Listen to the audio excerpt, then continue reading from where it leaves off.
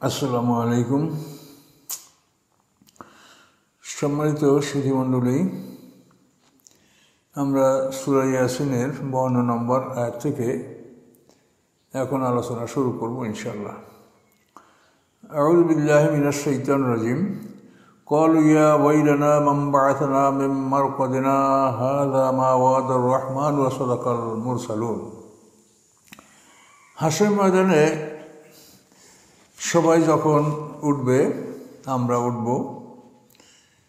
তো ওঠার পরে এই কথাটা মানুষ বলবে, ইয়া ওয়াইলানা, আফসোস আমাদের জন্য, মান বা'আসানা মিন মারকাদিনা, আমাদের নিদ্রা হতে আমাদেরকে কে জাগ্রত করলো। এবং তখন নিজেরা এটা অনুভব করতে পারবে এবং সবাই বলবে, হাযা মা ওয়া'দার রহমান, এটা হলো ওই বিষয়, ওই বস্তু যার রহমান প্রতিশ্রুতি দিয়েছিলেন যে তোমাদেরকে হাসরের ময়দানে তোলা হবে, বিচারের সম্মুখীন করা হবে। এটা হচ্ছে সেই রহমানের প্রতিশ্রুতি। ও সাদাকাল মুরসালুন, এবং প্রেরিত রসুলগণ সত্য বলেছিলেন। রাসূলগণ যে আমাদেরকে বলছিলেন যে হাসরের ময়দানে উঠতে হবে, বিচারের সম্মুখীন হতে হবে, এই প্রতিশ্রুতি রহমান দিয়েছেন এবং রাসূলরাও এটা বলেছিলেন, তাই রাসূলরা সত্য বলেছিলেন। এই কথা সবাই বলবে। এখন দেখেন, এই যে ঘুম থেকে জাগা, তো একটা মরা মানুষ ঘুমাতে পারে না। ঘুমাতে হলে একটা মানুষের মধ্যে অন্তত রুহ থাকতে হয়। সেটার ঘুমের ব্যাপারটা যেখানে কোরআনে অন্যত্র আল্লাহ বর্ণনা করেছেন, আল্লাহ ইয়াকুল আনফুসাহিনা মাউতিহা আল্লাতী লাম তামুত ফি মানামিহা, ওই আয়াতে বলা হয়েছে যে ঘুমালে, ঘুমের সময় মানুষের নফসগুলি, নফসে মুতমাইন্না, নফসে লাওয়ামা, নফসে আম্মারা, এই নফসগুলি বের হয়, কিন্তু রুহটা ভিতরে থাকে। তো ঘুমানোর জন্য রুহুর প্রয়োজন। এই জন্য আমি বলছি যে প্রথম সিঙ্গার ফুৎকার পরে আল্লাহ এক পাশলা বৃষ্টি পাঠাবেন এবং শুধু রুহুটা মানুষের মধ্যে ঢুকবে, যাতে মানুষ ঘুমাতে পারে। এবং 40 বছর প্রথম সিঙ্গার ফুৎকার পরে 40 বছর বিরতি থাকবে। তারপরে দ্বিতীয় সিঙ্গার ফুৎকার শুরু হবে। এই সিঙ্গার ফুৎকারে মানুষের, প্রত্যেকটা মানুষের মধ্যে তার নফসগুলি প্রবেশ করবে। রুহ এবং নফস প্রবেশ করলে সে এখন পূর্ণাঙ্গ জীবিত মানুষ।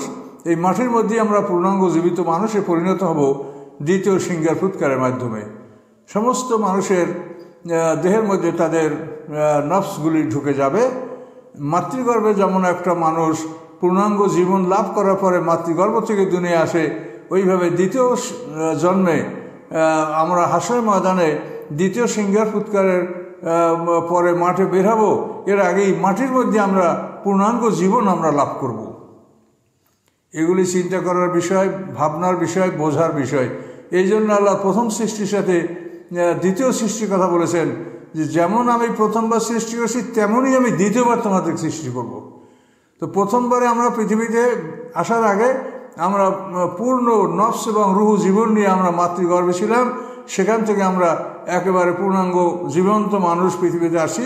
আর দ্বিতীয় সিঙ্গার ফুৎকারেও আমরা, মানে প্রথম সিঙ্গার ফুৎকারে আমরা রুহ লাভ করব, দ্বিতীয় সিঙ্গার ফুৎকারে আমরা নফস লাভ করব এবং পূর্ণাঙ্গ মানুষ আমরা মাঠের মধ্যে আমরা প্রস্তুত থাকব।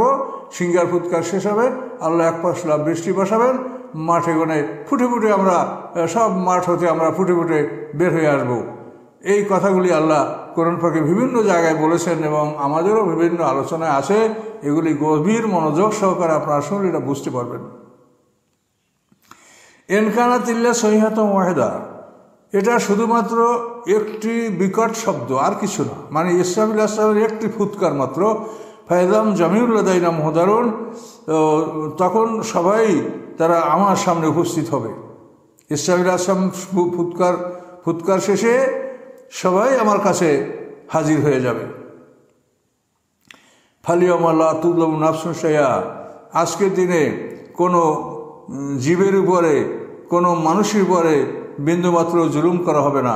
ওয়ালা তুজজাউনা ইল্লা মা কুনতুম তা'মালুন, এবং তোমাদেরকে আর কোনো পুরস্কার দেওয়া হবে না, প্রতিদান দেওয়া হবে না, উহা ছাড়া যা তোমরা দুনিয়াতে আমল করেছিলে। প্রত্যেকটা মানুষকে তার আমলের প্রতিদানই দেওয়া হবে। তবে যারা নেককার তাদেরকে অতিরিক্ত পুরস্কার আল্লাহর পক্ষ থেকে দেওয়া হবে। ইন্না আসহাবা জান্নাতিল ইয়াওমা ফি শুগলিন ফাকিহুন, নিশ্চয়ই জান্নাতের অধিবাসীরা আজকের দিনে এই বিচার ফয়সালা হয়ে যাওয়ার পরে ফি শুগলিন, তারা থাকবে কাজে ব্যস্ত এবং আনন্দিত। তারা কাজে ব্যস্ত থাকবে। তাদের কাজটা কি?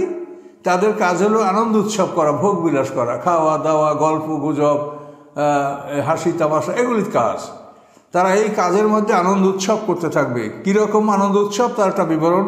হুম আজওয়াজুম ফি জিলালিন আলা রায়কি মুত্তাকিউন, তারা এবং তাদের স্ত্রীগণ ছায়ার মধ্যে সিংহাসনে হেলান দিয়া বসে থাকবে। লাহুম ফিহা ফাকিহাতুন, সেখানে তাদের জন্য থাকবে পর্যাপ্ত পরিমাণে ফল। ওয়ালাহুম মায়াদ্দাউন, এবং সেখানে থাকবে তাদের জন্য ওই সব কিছু যা তারা দাবি করবে, যা তারা চাবে, কামনা করবে, সব কিছু তাদেরকে সরবরাহ দেওয়া হবে। এ হলো তাদের সুগুল কাজ। আর এরপরে সালামুন কাওলাম মির রব্বির রহিম, দয়ালু রব্বির রহিমের পক্ষ থেকে শান্তি। কৌলে একটা আমরা সালাম আল্লাহর পক্ষ থেকে পাবো, আমরা একটা সালাম পাবো। এই কৌলান, এই কথাটাই, বাক্যটি রব্বির রহিমের পক্ষ থেকে আমরা সালামটা পাবো। তাফসীর কাকা বলেন যে জান্নাতবাসীরা এভাবে তাদের আনন্দ উৎসবে মগ্ন থাকবে। ইতিমধ্যে হঠাৎ করে তাদের মাথার উপর একটা নূরের আলোক চমকে উঠবে। তখন তারা সবাই উপরের দিকে তাকাবে। তাকানোর পরে তখন রব্বির রহিম, এই যে দয়ালু আল্লাহ, এই আল্লাহকে তারা দেখতে পাবে। এবং এমনভাবে আল্লাহকে দেখতে পাবে, এত সুন্দর, এত মনোরম, এত মুগ্ধকর, যে আল্লাহর দিকে তারা তাকিয়েই থাকবে, অন্য কোনো কিছুর দিকে তাকাবে না। এইভাবে আল্লাহ তাআলা আত্মপ্রকাশ করবেন, এবং যতক্ষণ আল্লাহ তাআলা ইচ্ছা করবেন ততক্ষণ ওভাবে তিনি আত্মপ্রকাশ করে থাকবেন, এবং মানুষেরা শুধু সেদিক তাকিয়েই থাকবে। এরপরে আল্লাহ যখন ইচ্ছা করবেন তখন তিনি আবার বিলুপ্ত হবেন, আবার তিনি চলে যাবেন। এভাবে তাদেরকে সালাম প্রদান করা হবে, হয়তো সপ্তাহে একদিন, না হলে মাসে একদিন, যে কোনো, যেভাবে এটা মানুষের জন্য খুব মানে খুবই প্রিয় হয় এবং খুবই আরামদায়ক হয়। এটা প্রতিদিন নয়, হয়তো সপ্তাহে বা মাসে, মানে যে সময় এটা হলে মানুষের কাছে খুবই ভালো লাগবে, এমন একটা সময় আল্লাহ তাআলা এভাবে সালাম প্রদান করবেন। আল্লাহ রাব্বুল আলামিন এই সালাম দিবেন, এবং এই জান্নাত এটা সবচাইতে বড় নেয়ামত। এই নেয়ামত আল্লাহ তাআলা জান্নাতবাসীকে দান করবেন। তো এভাবে আল্লাহর পক্ষ থেকে সালাম। এরপরে ফেরেশতাদের পক্ষ থেকেও সালাম। ফেরেশতারা যখন আল্লাহর পক্ষ থেকে পুরস্কার নিয়ে জান্নাতে ঢুকবেন তখন তারা সালাম দিবেন, এবং জান্নাতের সেবক গিলমান যারা, তারাও সর্বক্ষণ যখনই ঢুকবেন তারা সালাম দিবেন। এভাবে জান্নাতবাসীরা মানে সালাম, তারা অনবরত সেখানে শান্তির বাণী তারা লাভ করতে থাকবে। হাশরের ময়দানে বিভিন্ন দৃশ্য আল্লাহ এখানে বর্ণনা করছেন। অমতাজুল ইয়ামা আইয়ুহাল মুজরিমুন, আল্লাহ রাব্বুল আলামিন বলবেন, হে অপরাধীরা, আজকে তোমরা মুমিনদের থেকে পৃথক হয়ে যাও। জান্নাত জাহান্নামী সব মানুষ হাশরের ময়দানে একই সঙ্গে সিঙ্গার ফুৎকারে আমরা উপস্থিত হব, কিন্তু একটা পর্যায়ে গিয়া আল্লাহ তাআলা মুমিনদেরকে কাফেরদের থেকে পৃথক করবেন।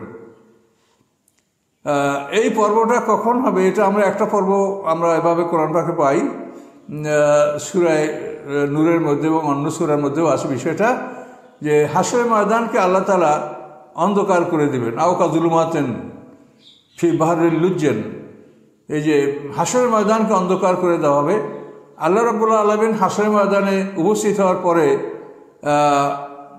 আল্লাহর নূরের আলোকে হাশরের ময়দান আলোকিত হবে, যেটা আল্লাহ ও আশরাকাতিল আরদু বিনূরি রাব্বিহা।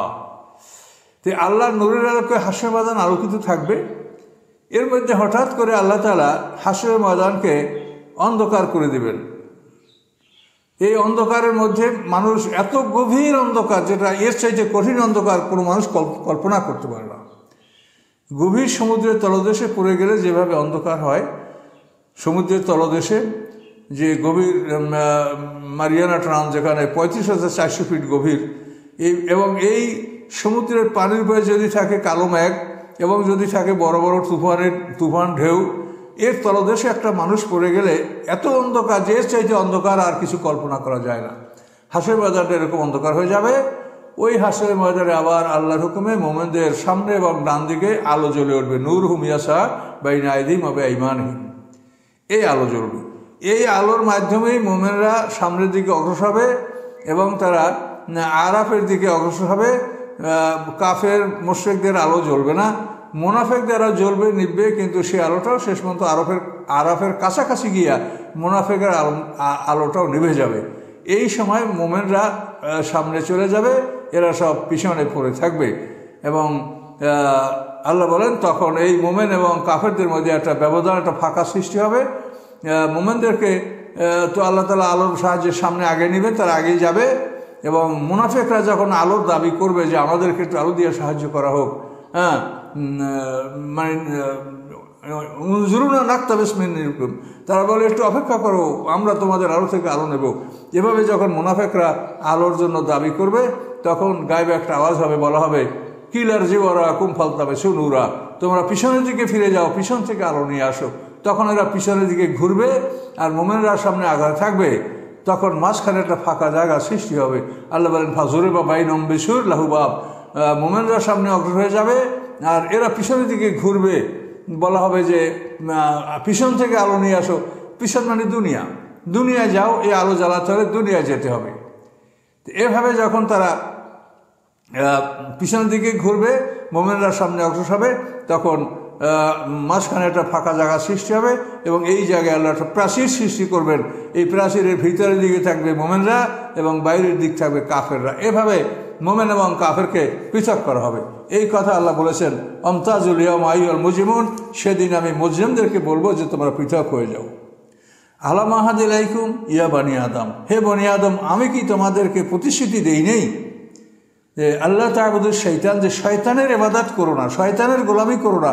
ইন্নাহু লাকুম আদুউম মুবিন, নিশ্চয়ই শয়তান তোমাদের প্রকাশ্য শত্রু। আল্লাহর আদেশের বাইরে যে কোনো কাজ, এটা শয়তানের ইবাদত। আল্লাহ তাআলা একটা মানুষের জীবনের জন্য যা কিছু দরকার সব কিছু তার আদেশের মধ্যে আছে, তার আসমানি কিতাবে আছে। কাজেই আল্লাহর আদেশের বাইরে কোনো কাজ করা, আল্লাহর নিষেধের বাইরে কোনো কিছুকে হারাম বা অবৈধ মনে করা, এগুলি শয়তানের কাজ, শয়তানের ইবাদত। কাজে আল্লাহ বলেন আমি কি তোমাদের থেকে প্রতিশ্রুতি নেই হে বনি আদম, তোমরা শয়তানের ইবাদত করবে না, শয়তান তোমাদের প্রকাশ্য শত্রু। ওয়া নি'বুদুনি, বরং তোমরা সবাই আমার ইবাদত করো, হাযা সিরাতুল মুস্তাকিম, এবং আমার ইবাদত করাই হচ্ছে সরল পথ, জান্নাতে যাওয়ার একমাত্র রাস্তা, আল্লাহ বলে দিয়েছেন। ওয়ালাকাদ আল্লাহ মিনকুম জিবিল্লান কাসীরা, নিশ্চয়ই শয়তান তোমাদের বহু সম্প্রদায়কে বিপদগামী করেছে, বহু জাতিকে ধ্বংস করার জন্য সে যা করার তা করেছে। মূর্তি পূজা, পুরুষ মৈথুন, যত পাপ, এগুলির আবিষ্কারক শয়তান। এই জন্য আল্লাহ বলেন শয়তান তোমাদের বহু সম্প্রদায়, বহু দলকে তোমাদের বিপদগামী করেছে। আফালাম তাকুনু তা'কিলুন, তোমরা কি জ্ঞান রাখো না, তোমরা কি এগুলি দেখো না, অনুধাবন করো না? হাজি জাহান্নাম লাতী কুনতুম তুআদুন, জাহান্নাম তাদেরকে দেখানো হবে, অপরাধীদেরকে জাহান্নামের সামনে তাদেরকে দাঁড় করানো হবে। তারপর বলা হবে এই জাহান্নাম, যেটাকে যে জাহান্নামের সাথে, যে জাহান্নামের ভাবে তোমাদেরকে প্রতিশ্রুতি দেওয়া হয়েছিল, অপরাধ করলে তোমরা জাহান্নামে ঢুকবে, যে প্রতিশ্রুতি দেওয়া হয়েছিল, এই হচ্ছে সেই জাহান্নাম। দেখো এখন ইসলাহা, এখানে ঢোকো। আলিয়ামা ইসলাহ আলিয়ামা, আজকের দিনে তোমরা এই জাহান্নামে ঢোকো। বিমা কুনতুম তাকফুরুন, এই কারণে যে তোমরা এই জাহান্নামকে পৃথিবীতে অস্বীকার করতেছিলে। তোমরা বলেছিলে জাহান্নাম নাই, বেস্ট পরকাল নাই, জান্নাত জাহান্নাম কিছু নাই, এগুলো নবী রাসূলরা বানিয়ে বলছে। দেখো তোমরা যা অবিশ্বাস করতে, সেই অবিশ্বাসের কারণে আজকে তোমাদেরকে এই জাহান্নামে ঢুকতে হলো। আলিয়ামা নাখতুমু আলা আফওয়াহিহিম, আজকে আর একটা দৃশ্য কথা আল্লাহ বলছেন, আলিয়ামা নাখতুমু আলা আফওয়াহিহিম, আজকে আমি তোমাদের মুখে আমি সিল করে দিব, তোমাদের মুখকে আমি বন্ধ করে দেব, মুখের কথা আর হবে না। তুকাল্লিমুনা আইদিহিম, তোমাদের হাতগুলি আমার সাথে কথা বলবে। তাশহাদু আরজুলুহুম, এবং তোমাদের পাগুলি সাক্ষী দিবে। বিমা কানু ইয়াকসিবুন, যারা তারা উপার্জন করেছে, যে কাজগুলি তারা করেছে, এই কাজগুলির ব্যাপারে মুখে তারা এগুলি স্বীকার করবে না। আমলনামা দেখে যখন মিলন হবে, তাদের আমলের সাথে এগুলি যখন তাদের গলার আমলনামা এবং আল্লাহর কাছে সংরক্ষিত আমলনামা, এগুলি যখন মিলানো হবে, আর যখন তারপরও তারা বিশ্বাস করবে না, তখন আল্লাহ তাআলা তাদের মুখ বন্ধ করে দেবেন। মুখ বন্ধ করে তাদের হাত পা থেকে সাক্ষী নেওয়া হবে এবং তাদের চামড়া থেকে সাক্ষী নেওয়া হবে। তাদের চামড়া বলবে যে হ্যাঁ, এই কথা, এই কাজ তারা করেছে, বলেছে। এভাবে আল্লাহ তাআলা চূড়ান্ত সাক্ষী গ্রহণ করবেন। তখন আর বান্দার কোনো উপায় থাকবে না স্বীকার না করে। এইভাবে তাদের পুরো স্বীকৃতি নেওয়ার পরে তাদের জন্য শাস্তির আদেশ চূড়ান্ত করা হবে এবং তাদেরকে জাহান্নামে নিক্ষেপ করা হবে। এগুলি বিভিন্ন দৃশ্য, এক একটা দৃশ্য এক এক রকম হবে। 50,000 বছরের সমান দিনের বিচার হবে, 50টা জায়গায় 50টা দৃশ্য হবে। তো সম্মানিত সুধী, 50,000 বছরের সমান দিনের বিচার হবে। মেকদারুল খামসিনে আলবাসান আল্লাহ বলেছেন মাহারাজে। তো এই এক একটা দৃশ্যের কথা এখানে বলা হয়েছে, যাতে আপনারা বিভিন্ন দৃশ্য সম্পর্কে এখানে আমরা শুনতে পেয়েছি। আল্লাহ বলেন, ওলাউ নাশাউল তামাসনালা আয়ুনহিম, আমি ইচ্ছা করলে তাদের চক্ষুগুলিকে আমি বিনষ্ট করে দিতে পারতাম। চোখগুলি আল্লাহ সমান করে মুখমণ্ডলকে একেবারে সমতল করে দিতে পারেন। ফাস্তাবুসিরাতা ফান্না ইউবসিরুন, তখন তারা যদি পথের দিকে অগ্রসর হয় তখন কিভাবে তারা দেখতে পাবে? আর তারা দেখতে পাবে না। আমি তাদেরকে দৃষ্টিশক্তি কেড়ে নেওয়ার ক্ষমতা রাখি।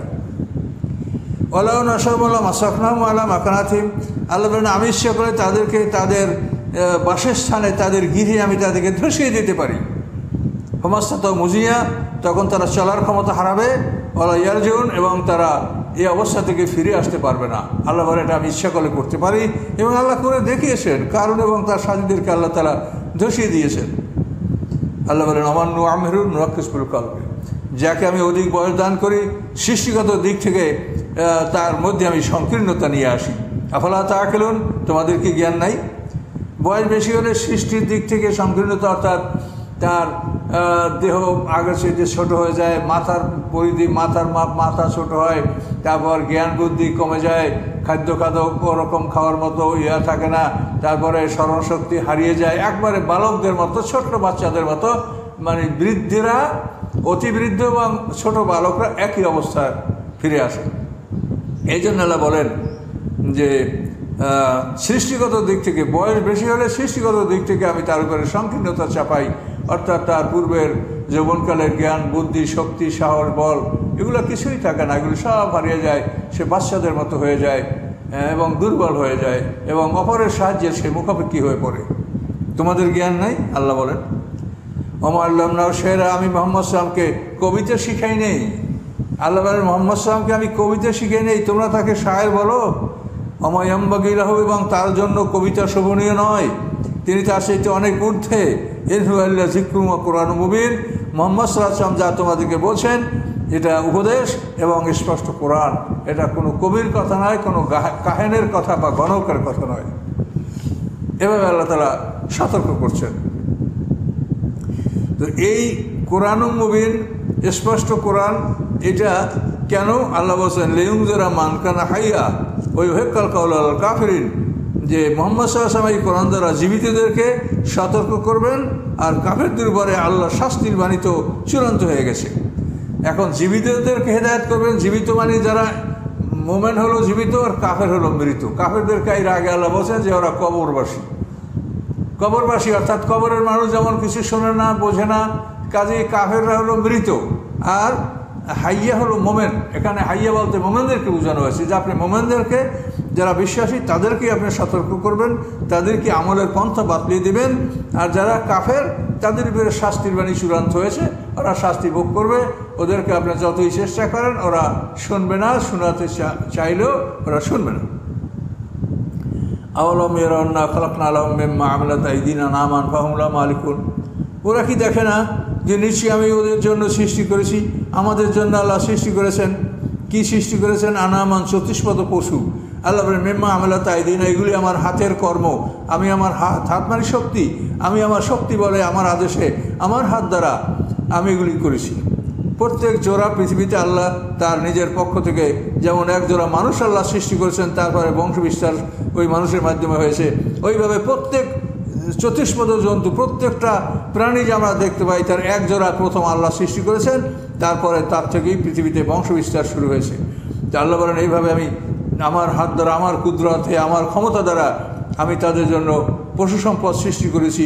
ফাহুম লাহু মালিকুন, এখন তারা এই পশুগুলির মালিক হয়েছে। এই গরু, ঘোড়া, উট, গাধা, খচ্চর, ছাগল, ভেড়া, এগুলি তারা এখন মালিক। ওয়াজাল্লাল্লাহু আলাম, আমি এগুলি তাদের জন্য অনুগত করেছি। একটা রাখাল হাজার হাজার পশু লালন পালন করে। এগুলিকে যদি আল্লাহ তাআলা অনুগত বা বাধ্য করে না দিতেন, যদি ছুটোছুটি করতো এবং অবাধ্য হতো, তো একটা রাখালের পক্ষে দুটো পশুও পালা সম্ভব হতো। একটা রাখালে একটাই পুষতে পারতো, দুটোই পুষতে পারতো না। কিন্তু এদিকে আল্লাহ তাআলা অনুগত করে দিয়েছেন, সাবসার্ভিয়েন্ট করে দিয়েছেন, বাধ্য করে দিয়েছেন, অনুগত করে দিয়েছেন। ফলে একটা রাখাল হাজার হাজার পশু পালন করছে। এগুলি আল্লাহর কুদরত চিন্তা করতে হবে। ফামেনা রকব মেনা ইয়াকুলুন, এই পশুগুলোতে কতগুলিতে তারা সওয়ার হয়, যেমন ঘোড়া, গাধা, খচ্চর, উট, এর উপরে তারা সওয়ার হয়। অমেনা ইয়াকুলুন, এবং তাতে কতগুলি তারা খাচ্ছে।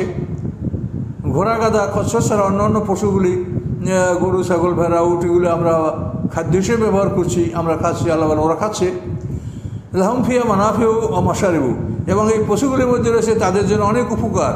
অর্থাৎ তার মাংস খাওয়া হয়, তারপর চামড়া দিয়া জুতা, ব্যাগ, বিভিন্ন জিনিস তৈরি করা হয়, হাড্ডি দ্বারা সার তৈরি করা হয়, আল্লাহর অনেক উপকার। ওয়া মাশারিবু, এবং অনেক পানীয় দ্রব্য তার মধ্যে পাওয়া যায়। দুধ, খাঁটি দুধ সরবরাহ, উটের দুধ, ছাগল, ভেড়া, গরুর দুধ, সঠিক দুধ আমরা মাশারেব, আমরা পানীয় বস্তু পশু হতে লাভ করে থাকি। আফালা ইয়াশকুরুন, তারা কি কৃতজ্ঞতা জ্ঞাপন করবে না?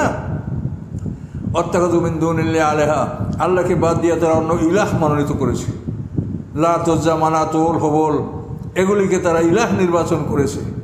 হ্যাঁ, উদ্দা, সুয়া, ইয়াগুস, ইয়াউক, নাসরা, বালা, বাক্য, বাল, এইসব মূর্তিকে তারা ইলাহ ইলাহ মনোনীত করেছে। লাআল্লাহুম ইউনসারুন, সম্ভবত এই ইলাহাদের মাধ্যমে তারা সাহায্য লাভ করবে। এই ইলাহাদের মাধ্যমে তারা সাহায্য প্রাপ্ত হবে, সাহায্য লাভ করবে। এই জন্য তারা এই ইলাহ মনোনীত করেছে আল্লাহকে বাদ দিয়া। তারা মনে করে এরা আমাদের সুপারিশ করবে, আমাদেরকে দোজখ থেকে মুক্তি দিবে। নাউজুবিল্লাহ। আল্লাহ বলেন লা ইয়াস্তাতিরুন নাসরাহুম, এরা কখনোই তাদের এই নির্বাচিত ইলাহ, আল্লাহ বাদে যাদেরকে ইলাহ নির্বাচিত করেছেন, তারা কখনোই তাদেরকে সাহায্য করতে পারবে না। বরং সাহায্য করা তো দূরের কথা, ওহুম লাহুম জুনদুম মুহদারুন, তারা নিজেরাই তাদের জন্য প্রস্তুত বাহিনী। তাদেরকে পাহারা দেওয়ার জন্য এরা প্রস্তুত বাহিনী হিসেবে কাজ করে থাকে। পাহারা না দিলে কেউ মাথা নিয়ে গেল, কেউ হাত কেটে ফেললো, কেউ উবুর করে ফেলে দিল। এই পাহারা না দিলে মাবুদরা নিজেরা আত্মরক্ষা করতে পারে না। আল্লাহ বলেন তারা সাহায্য করবে তো দূরের কথা, বরং এরাই তাদের জন্য উপস্থিত বাহিনী। এই উপস্থিত বাহিনী এদেরকে পাহারা দিয়ে রক্ষা করে। তাহলে এই হলো তোমাদের ইলাহ। যে ইলাহ নিজেকে রক্ষা করতে পারে না, সেই ইলাহ তোমাদেরকে উপকার করতে পারবে। তোমাদের জ্ঞান নাই, তুই জ্ঞান দ্বারা চিন্তা করা উচিত। আল্লাহ বলেন যখন ওরা এগুলা গ্রহণ করলই না, তখন ফালা ইয়াহজুনকা কওলুহুম, তাদের কথায় আপনি দুশ্চিন্তা করবেন না, মন খারাপ করবেন না। ওরা আপনাকে কবি বলে, শায়ের বলে, গণক বলে, পাগল বলে, যাই বলে বলুক, আপনার জন্য মন খারাপ করবেন না। ইন্নাল্লাহ আলামু মা ইউসিরুন, আমি আল্লাহ বলেন আমি জানি, নিশ্চয়ই আমি জানি যে ওরা প্রকাশ করে এবং যা গোপন করে। ওরা প্রকাশ্যে মূর্তি পূজা করে, মূর্তির সামনে সেজদা করে, আর গোপনে মুহাম্মদ সাহেবের বিরুদ্ধে ষড়যন্ত্র করে, এবং তাকে এমনকি হত্যার ষড়যন্ত্র তারা করেছে গোপনে। তা আল্লাহ বলেন ওরা যা প্রকাশ্যে করে তো আমি জানি, আর যারা গোপনে করে, ওরা যা গোপনে করে তাও আমি সব কিছু জানি। আওয়ালাম ইয়ারাল ইনসানু আন্না খালাকনাহু মিন নুতফাতিন ফাইযা খাসিমুম মুবিন, মানুষ কি দেখে না যে আমি তাকে এক বিন্দু শুক্র দ্বারা আমি তাকে সৃষ্টি করেছি, এবং এই সৃষ্টির পরে সে আমার সাথে স্পষ্ট ঝগড়াকারী, আমার সাথে বিতর্ক করে। এক ফোঁটা বীর্যের লক্ষ লক্ষ ভাগের এক ভাগ থেকে একটা মানুষ সৃষ্টি করা হয়েছে। যেমন উপক্ষণ যন্ত্র ছাড়া দেখা যায় না, এর থেকে আস্তে আস্তে ভ্রূণ ডেভেলপ করে একটা মানুষের আকৃতি আস্তে আস্তে হয়। আল্লাহ বলেন কি সূক্ষ্ম জিনিস দ্বারা, এবং কি মানে একেবারে অত্যন্ত নগণ্য তুচ্ছ বস্তু দ্বারা তোমাকে আমি সৃষ্টি করেছি, তা তুমি একবারও ভেবে দেখেছ? যা দিয়ে তুমি সৃষ্টি হয়েছে এরকম তোমার মতো এই উপাদান, কত উপাদান পানিতে ফেলে যাচ্ছে, ফেলে দেওয়া হচ্ছে। এই ফেলানো বস্তুরই এক অংশ তুমি, তার থেকে তুমি সৃষ্টি হয়েছ। আল্লাহ বলেন তোমাকে আমি এক ফোঁটা না, এক ফোঁটা বীর্যের লক্ষ ভাগের এক ভাগ থেকে আমি তোমাকে সৃষ্টি করেছি। আর সৃষ্টি হওয়ার পরে তুমি আমার সাথে ঝগড়া করো, আমার সাথে তর্ক করো তুমি। এই আয়াতটা নাযিল হয়েছে উবাই ইবনে খালদ জুমাহি, সে আল্লাহ রসুলের সাথে সে তর্কে লিপ্ত হয়েছিল। সে একদিন একটা পুরাতন হাড্ডি নিয়ে এসে আল্লাহ রসুলের সামনে হাড্ডিটা ভাঙে, ঘুরাঘুরা করে, হাত দ্বারা ঘুরাঘুরা করে ফেলে দেওয়ার বলে, এই হাড্ডি এগুলি কি আবার জীবিত হতে পারে? এগুলি কি আবার জীবিত করা হবে? তা আল্লাহ বলেন, তুমি সৃষ্টি হলে কীভাবে? তুমি সৃষ্টি হলে কীভাবে সেটা ভাবো। আদম আসসালামকে আল্লাহ মাটিতে সৃষ্টি করেছেন, তার দেহের অংশ নিয়ে আল্লাহ মা হাওয়াকে সৃষ্টি করেছেন, এরপরে বীর্যের মাধ্যমে তোমাদের সৃষ্টি হয়েছে। তুমি কত বড় বাহাদুর, কী দিয়ে তুমি সৃষ্টি হয়েছে তুমি দেখো। আল্লাহ বলেন, দরাবালা নামাসালা, সে আমার সামনে দৃষ্টান্ত উপস্থাপন করে। দৃষ্টান্তটা কি? যে মাইউল ইজামাহি রমিম। আল্লাহ বলে, সে আমার সামনে দৃষ্টান্ত স্থাপন করে, অথচ তার নিজের সৃষ্টি সম্পর্কে সে ভুলে গিয়েছে যে সে কীভাবে একটা তুচ্ছ বস্তু দ্বারা তাকে সৃষ্টি করা হয়েছে, এ কথা সে ভুলে গেছে। ভুলে গিয়ে সে এখন আমার সাথে তর্ক লিপ্ত হচ্ছে যে এই পুরাতন হাড্ডি, এই জীর্ণ শীর্ণ হাড্ডিগুলিকে কে জীবিত করবে? তর্কে লিপ্ত হচ্ছে। হ্যাঁ, আমার সাথে তর্কে লিপ্ত হয়, আমার সামনে দৃষ্টান্ত উপস্থাপন করে। আমি বলছি তোমরা দরিদ্র মানুষের জন্য দান করো, আর ওরা বলে আল্লাহ খাওয়াইলে খাওয়াইতে পারে, আল্লাহ খাওয়ায় না তো আমরা খাওয়াবো কেন? যেটা আল্লাহর কথার উপরে কথা বলা, এইটাই হলো জরা বলা নামাসালা। আল্লাহ যে কথা বলেছেন তার কথার উপরে কোনো কথা বলা, এটাই হচ্ছে আল্লাহর সামনে দৃষ্টি স্থাপন করা। যে তুমি দৃষ্টান্ত দিও না, আমি যা বলেছি তা অবনত মস্তিষ্কে সারেন্ডার করো, মেনে নাও, তাহলে তোমার কল্যাণ। আর যদি এটার তুমি ব্যাখ্যা করতে যাও তাহলে তোমার জন্য মহাবিপদ। আল্লাহ যা বলেছে তা তুমি ব্যাখ্যাটা করো, যে কিভাবে করতে হবে সেইটা করার জন্য ব্যাখ্যা নাও, কিন্তু কেন বলে তুমি কোনো ব্যাখ্যা এর চাইতে পারবে না। এর ক্ষমতা মানুষের নাই। আমরা সৃষ্টি আল্লাহর প্রতি অতি সামান্য জ্ঞানের অধিকারী, কাজে আল্লাহ যে আদেশ করেছে এটা না বুঝলেও আমাদের মেনে নিতে হবে, যেহেতু ওর মধ্যে কী কল্যাণ রয়েছে সেটা হয়তো আমরা নাও জানতে পারি, বা এখন জানি না, হয়তো পরে জানবো। কাজে আল্লাহর আদেশের সামনে কোনো রকম তার মানে আল্লাহর কাছে কৈফিয়ত তলব করার মতো প্রশ্ন করা, এটা কখনোই আল্লাহ তাআলা বৈধ রাখেন না, এবং এর জন্য কঠিন শাস্তির সম্মুখীন হতে হবে।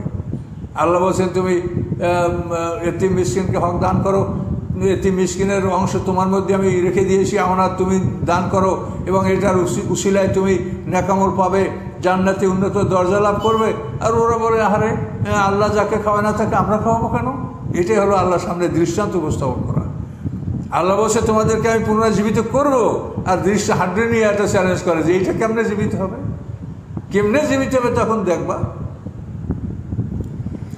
কুল, আপনি বলে দেন, ইয়ে হই হাল্লাদি আংশা গোলামাররা, এই হাড্ডিগুলি, এই মানে ধ্বংসস্তূপে পরিণত হওয়া এই মানুষগুলি, ইউ হই হাল্লাদি, এগুলিকে জীবিত করবেন ওই আল্লাহ, আনসা গোলামাররাতেন, যিনি এগুলিকে প্রথমবার সৃষ্টি করেছেন। প্রথমবার যিনি সৃষ্টি করছেন তখন তোমরা কি ছিলে? তোমাদের কোনো অস্তিত্ব ছিল? এই পৃথিবী ফাঁকা পৃথিবী পড়েছিল, এই পৃথিবীতে তোমরা কি ছিলে? তোমাদেরকে কোথার থেকে সৃষ্টি করা হলো? তো যে আল্লাহ তোমাদেরকে প্রথমবার সৃষ্টি করেছেন সেই আল্লাহ তোমাদেরকে দ্বিতীয়বার সৃষ্টি করবেন। তো একবার যে একটা সৃষ্টি করে দ্বিতীয়বার সৃষ্টি করা তার জন্য অনেক সহজ হয়।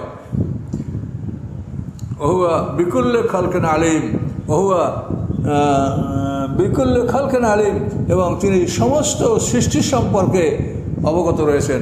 তিনি সবাইকেই সৃষ্টি করেছেন, সবাই ধ্বংস হবে, ধ্বংস হওয়ার পরে সবাই এই পৃথিবীর বায়ুমণ্ডলের মধ্যে অবস্থান করবে, মাটিতেই তারা অবস্থান করবে, এবং কিভাবে এর থেকে বের করা হবে সেটা তো আল্লাহ তাআলা কিয়ামত পর্বে আল্লাহ আমাদেরকে বিস্তারিত জানিয়ে দিয়েছেন। ও বিকুল্লে খালকিন আলিম, সমস্ত সৃষ্টি সম্পর্কে তিনি অবহিত, বরং সমস্ত সৃষ্টি তিনিই করেছেন। আল্লাযী জাআলা লাকুম মিনাশ শাজারি আখদার নারা, এই আল্লাহ তোমাদের জন্য সবুজ গাছ থেকে আগুনের ব্যবস্থা করে দিয়েছেন। সমস্ত সবুজ গাছপালা, এই গাছপালা থেকে আমরা লকড়ি সংগ্রহ করি, এবং এগুলির থেকে আমরা আগুন সংগ্রহ করি, আমাদের জ্বালানি সংগ্রহ করি, রান্না বান্না, শীতের মৌসুমে তাপ গ্রহণ করা, বিভিন্ন কাজে আমরা ব্যবহার করি। আল্লাহ বলেন, এই সবুজ বৃক্ষতে তোমাদের জন্য আল্লাহ তাআলা আগুনের ব্যবস্থা করেছেন। আর তাফসীর বলা আছে, দুটো গাছ আছে, একটা মারাক আর একটা এপার, এই দুইটা গাছের ডাল এগুলো কেটে সবুজ একেবারে কাঁচা, তার থেকে পানি ঝরতে থাকবে, এই কাঁচা ডাল দুটিকে ঘর্ষণ করলে আগুন জ্বলে উঠবে, এটা তাফসীরকাররা বলেন। কিন্তু এই বৃক্ষ তো আমরা চিনি না, এমনি গাছে গাছে ঘর্ষণে আগুন ধরে, সেটা আমরা জঙ্গলে যে দাবানলগুলি হয়, এই যে পৃথিবীর বড় বড় জঙ্গলে আগুন ধরে, সেখানে কিন্তু কোনো মানুষ আগুন ধরায় না, সেখানে এই গাছগুলি একটার সাথে একটা মিশে থাকে এবং এই কাঠগুলি কাঠের সাথে ঘর্ষণে ঘর্ষণে হঠাৎ করে আগুন ধরে যায়। তো এই সবুজ বৃক্ষের থেকে যে আগুন ধরে এটা বাস্তব। এই দুইটা গাছের কথা মারাকে এবং এফারের কথা বলা হয়েছে, এটা এই গাছের আলাদা বৈশিষ্ট্য আছে বলেই তাফসীরকাররা বলেছেন। কিন্তু এমনি স্বাভাবিকভাবে মানে গাছের উপরে গাছের সাথে গাছের খুব কঠিন ঘর্ষণ হলে সেখানে আগুন ধরে যায়, আস্তে আস্তে উত্তপ্ত হয়, তারপর আগুন ধরে যায়। তো আল্লাহ বলেন আমি তোমাদের জন্য, আর আমরা নিজেদের প্রক্রিয়ায় নিজেদের আমাদের নিয়ম অনুসারে আমরা তো আগুন জ্বালাই, সেটা আমরা সবাই জানি। তো আল্লাহ বলেন এই সবুজ বৃক্ষতে তোমাদের জন্য আমি আগুনের ব্যবস্থা করছি এবং তোমরা এই আগুন জ্বালাচ্ছ। আওয়ালাইসাল্লাযী খালাকাস সামাওয়াতি ওয়াল আরদা বিকাদিরিন আলা ইয়াখলুকা মিসলাহুম। আল্লাহ বলেন যে আল্লাহ আকাশ পৃথিবীর মতো এত বড় বড় জিনিস সৃষ্টি করলেন, সে আল্লাহ কি তোমাদের মতো মানুষ সৃষ্টি করতে পারেন না? মানুষ তো তোমাদেরকে তিনিই সৃষ্টি করলেন প্রথমবার, তো দ্বিতীয়বার তিনি সৃষ্টি করতে পারবেন না? এটা কোন আকলে তোমরা, কোন জ্ঞানে তোমরা এটা বলছো? তুমি একটা কাজ যদি নিজে একবার করতে পারো, তো দ্বিতীয়বার তুমি আরো সহজে করতে পারবে, তৃতীয়বারে আরো সহজে করতে পারবে। কাজেই আল্লাহ বলেন যে আল্লাহ আকাশ পৃথিবী সৃষ্টি করছেন, সে আল্লাহ কি তোমাদের মতো মানুষ সৃষ্টি করতে পারে না? বলা হ্যাঁ, অবশ্যই পারেন। হুয়াল খাল্লাকুল আলিম, তিনি অনেক সৃষ্টিকারী এবং অনেক জ্ঞানী। অনেক সৃষ্টি করেছেন, অনেক সৃষ্টি করতে তিনি পারেন। আমাদের জানা অজানা অনেক বস্তু তিনি সৃষ্টি করে রেখেছেন।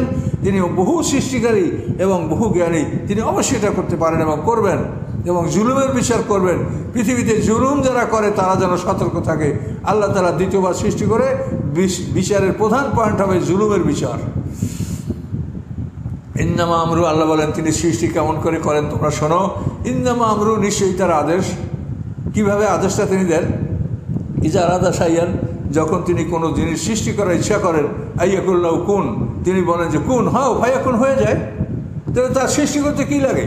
তার সৃষ্টি করতে কোনো সরঞ্জাম লাগে না, কোনো অ্যাপারেটাস আসবাবপত্র লাগে না, তিনি বললেই হয়ে যায়। তাহলে তিনি কি না করতে পারবেন? সুবহানাল্লাযী বিয়াদিহি মালাকুতু কুল্লি শাই, পবিত্রতা সেই আল্লাহর যার হাতে সমস্ত বস্তুর সার্বভৌমত্ব মালিকানা। তিনি সেই আল্লাহর পবিত্রতা যিনি সমস্ত বস্তুর মালিকানা তার হাতে, তিনি সমস্ত বস্তুর মালিক।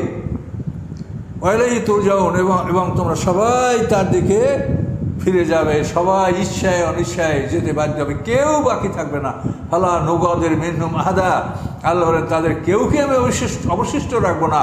সবাই হাসরের ময়দানে উঠবে, মৃত্যুর পরে সবাই সংরক্ষিত আছে এবং খুব প্রোটেক্টেড জায়গায়, কঠিনভাবে পাহারার মধ্যে তারা সংরক্ষিত আছে। সিঙ্গার ফুৎকারে তারা বেরিয়ে আসবে। এ ব্যাপারে তো বহু বিবরণ কোরআন থেকে আপনারা শুনেছেন। এগুলি সত্য, কোরআন সত্য। কোরআনের সাথে পৃথিবীর কেউ মোকাবেলা করতে পারে নাই অতীতে, পারে নাই বর্তমানে, পারবে না ভবিষ্যতেও। কাজে কোরআন সত্য, কোরআনের সব কথা সত্য। আসুন আমরা কোরআনের কথার প্রতি আমরা বিশ্বাস করি, আল্লাহর প্রতি আত্মসমর্পণ করি, আমরা আমল করার চেষ্টা করি। আমার এই নিরাল বালাগ। আসসালামু আলাইকুম ওয়া রাহমাতুল্লাহি ওয়া বারাকাতুহু।